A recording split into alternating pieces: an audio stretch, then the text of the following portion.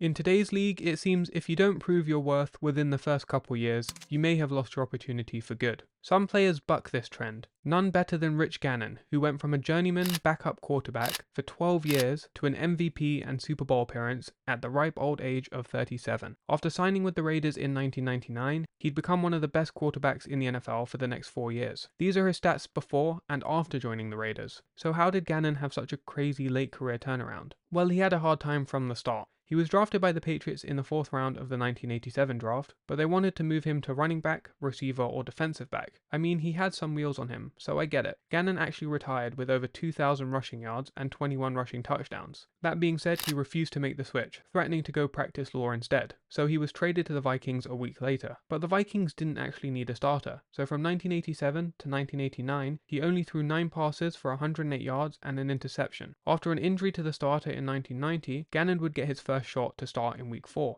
He threw 2,278 yards, 16 touchdowns, and 16 interceptions in 12 games. Not inspiring play, but not miserable either. After starter Wade Wilson recovered from the injury, Gannon found himself again as the third-string quarterback. But after poor performances by Wilson in 1991, Gannon got another chance. This time he threw for 2,166 yards, 12 touchdowns, and only 6 picks, leading the Vikings to a 6-5 record as the starter. In 1992, he'd win the starting role and finish with an 8-4 record, but he was benched for the rest of the season. That appears to be for 2 reasons. First, his stats were just not that good, despite the record, as you can see here. Second, Jerry Burns was fired in 1991, and Burns was a big supporter of Gannon, but the new head coach, Dennis Green, wasn't set on him, so he was trying to find his guy at quarterback, and Gannon turned out not to be his guy. So in 1993, he was traded to the Redskins. The change of scenery didn't help Gannon much though, as he'd find his way to 3rd on the depth chart. But Gannon was persistent. He'd play 8 games that season, going for 704 yards, 3 touchdowns, and 7 interceptions. So Gannon was inconsistent when he got the opportunity. These kind of performances are obviously not going to convince a coach to keep you as the starter. And so the Redskins released him at the end of the season. He'd missed 1994 due to a shoulder injury, but in 1995, the Chiefs decided to give him a chance. He'd spend a couple years as a backup again, but in week 10, in 1997, Elvis Grbac would get injured and Gannon would take over, and go 5-1. Gannon was then infamously benched when Grbac was healthy, and the Chiefs would go on to lose in the divisional round against the Broncos.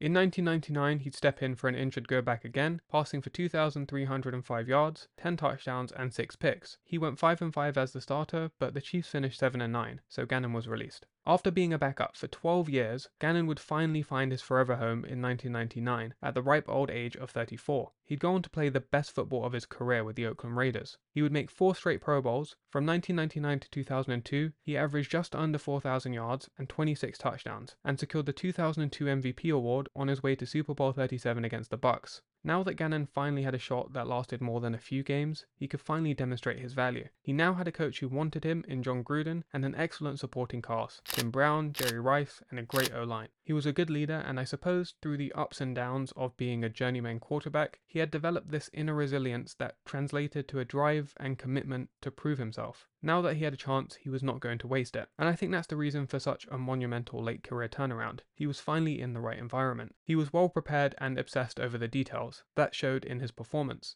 The first year went okay as the Raiders finished 8-8, but Gannon had his best statistical performance. Then things really started to get rolling in 2000, where he led the Raiders to a 12-4 record and made it to the AFC title game. He passed for just over 3,400 yards, 28 touchdowns, and completed 60% of his passes. In 2001, he led the Raiders to the divisional round with a 10-6 record, having just as good a regular season. Then his best year, 2002. He'd win MVP with 4,689 yards, 26 touchdowns, and a 67.6 completion percentage. He led the league in passing yards, attempts, completions, and yards per game. Most importantly, the Raiders got to the Super Bowl. Unfortunately, that game didn't go too well, with Gannon throwing 5 interceptions, 3 being returned for touchdowns. John Gruden had left that year for the Bucs, who they were now facing, and Raiders coach Bill Callahan did not prepare well. They didn't even change key signals, which John Gruden obviously knew about and trained his players on it.